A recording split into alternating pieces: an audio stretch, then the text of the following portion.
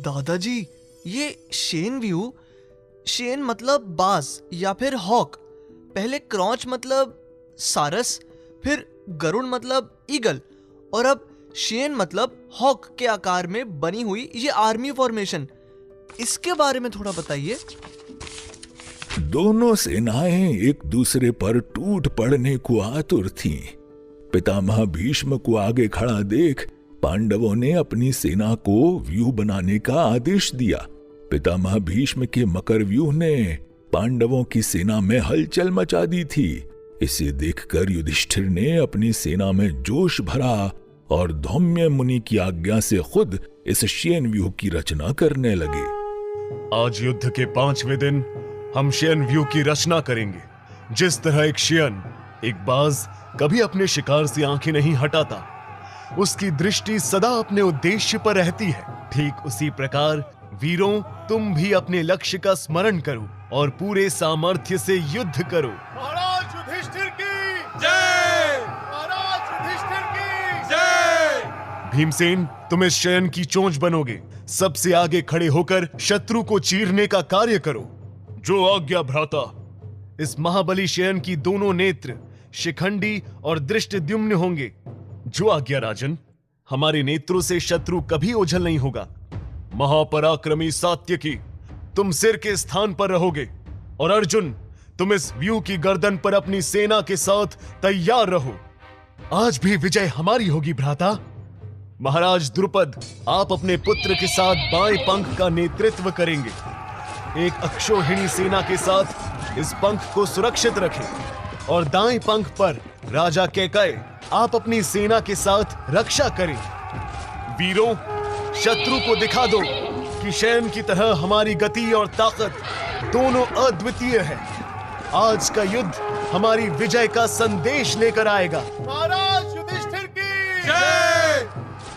द्रौपदी के 5 पुत्र प्रतिविंध्य, शतनिक, सुत्सुम, श्रुतसेन और श्रुतकर्मण तथा सुभद्रा नंदन अभिमन्यु, तुम सभी शेन के पीठ के भाग में रक्षा करो, और मेरे साथ नकुल और सहदेव पीछे की ओर से रक्षण करेंगे। यह युद्ध हमें जीतना ही है। सेना सज्ज हो, हम धर्म के साथ हैं और धर्म कभी परास्त नहीं होता। हमारी जय अर्थात धर्म की जय। पांडवों का सजाया शेन व्यूह धीरे धीरे आकार लेने लगा। सभी सैनिकों ने अपनी अपनी जगह ले ली। कुछ ही पलों में एक बड़ा और शिकार की ताक में बैठा बाज कुरुक्षेत्र की भूमि पर दिखाई दिया। उसके पंख फैले हुए थे और वो अपनी उड़ान लेने के लिए बस सूर्योदय का इंतजार कर रहा था। कौरवों के इस अधर्मी मकर का सामना धर्म रक्षक शेन को करना था। घेर लो इनको! घेर लो इनको! मार डालो! मार डालो!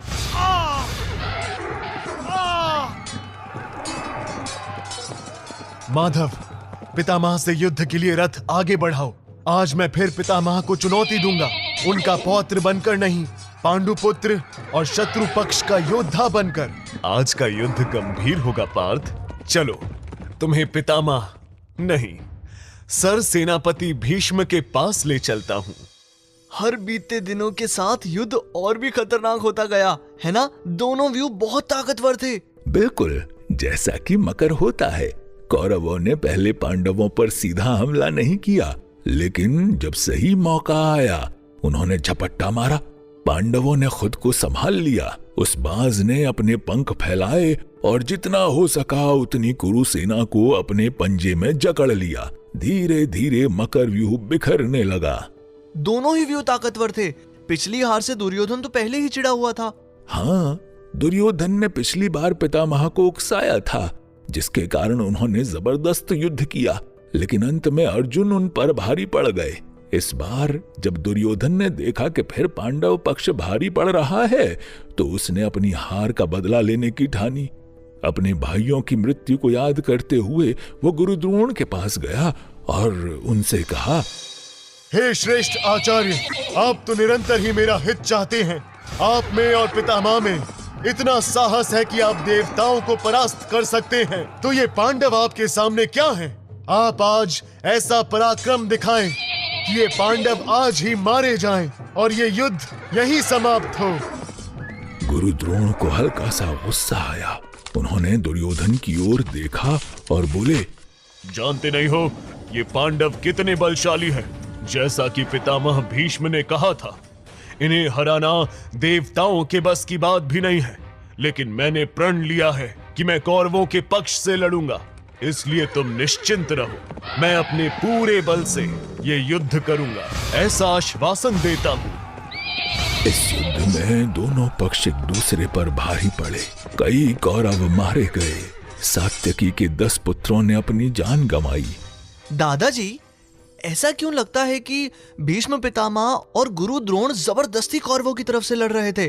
वो बार बार कहते थे कि पांडवों को हराना मुश्किल है, और जब अभिमन्यु उनसे लड़ने आया तो उन्हें खुशी भी नहीं हुई और दुख भी नहीं हुआ। जब श्री कृष्ण उनसे युद्ध करने आए तो भी वो खुद को मृत्यु के हवाले करने को तैयार थे। ऐसा क्यों? क्या तुम जानते हो कि आखिर यह महाभारत क्यों हुई? द्रौपदी के चीरहरण की वजह से उनके मान को ठेस पहुंचाई गई थी। उनका सम्मान उनसे छीन लिया गया था, और फिर भाइयों में राज्य के लिए भी तो बहुत छल कपट हुआ। जब पांडव हस्तिनापुर आए थे तब पितामह और गुरु द्रोण ने कौरवों के पिता धृतराष्ट्र से कहा था कि पांडवों को उनका राज्य सौंप दो, जितना हिस्सा है वो दे दो। जब महासभा में द्रौपदी के साथ ऐसा कुकर्म किया गया तब भी उन्होंने कौरवों को समझाया, लेकिन कौरव समझे नहीं। उनकी गलती ये थी कि सभा में मौन रहे। इस बात का उन्हें पछतावा था। भले ही उनका दिल पांडवों के लिए दुखता था, लेकिन हस्तिनापुर की तरफ उनके कुछ कर्तव्य थे, इसलिए वो कौरवों की ओर से ही लड़े। पितामह ने तो प्रण लिया था कि आखिरी सांस तक वो हस्तिनापुर के सिंहासन की रक्षा करेंगे, चाहे उस पर कोई भी बैठा हो। उन्होंने कहा था कि वो विवाह नहीं करेंगे और राज्य के गुलाम बनकर हमेशा उसकी रक्षा करेंगे। अपने कर्तव्य से बंधे होने के कारण उन्हें कौरवों का साथ देना पड़ा। मतलब उन्हें पता था कि वो गलत का साथ दे रहे हैं, फिर भी लड़े। मजबूरी में क्या कर बैठे ये भी। इसलिए हमेशा सोच समझकर बोलना चाहिए, क्योंकि कौन कब किस धर्म संकट में फंस जाए क्या पता। खैर, मुझे बताओ, इस शेन व्यूह से तुम्हें क्या समझ में आता है? क्या सीखते हो एक बाज से? बाज पक्षी तो सच में प्रेडेटर है। ऐसा लगता है तुम्हें बाज के बारे में पता है। बताओ, क्या सीख मिलती है तुम्हें उससे?